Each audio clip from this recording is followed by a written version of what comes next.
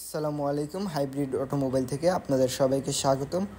তো আজকে একটা নতুন ভিডিও নিয়ে আসলাম হুন্ডা ভেজেল গাড়ি নিয়ে। যে দেখতে পাচ্ছেন যে পানির অবস্থা, এই পানিটা হুন্ডা ভেজেল গাড়ির ব্যাটারির নিচে ছিল। এই যে ব্যাটারির নিচে যে পানি ছিল, এত পরিমাণ পানি যে পানিতে কিন্তু মাছ, 2-4টা মাছ ছেড়ে দিলেও এই জায়গায় থাকতে পারতো আর কি।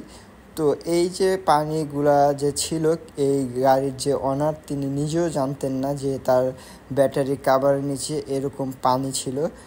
তিনি জানতেন না যে তার ব্যাকডালা দিয়ে তার গাড়িতে পানি প্রবেশ করে, তিনি সেটা জানতেন না।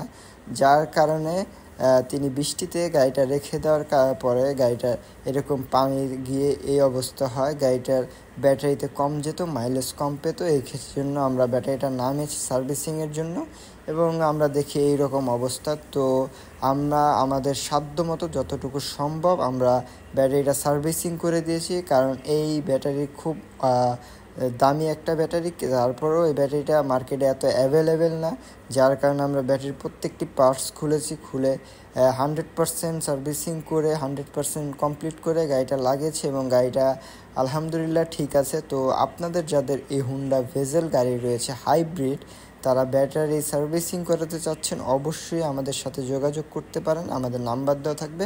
আসসালামু আলাইকুম।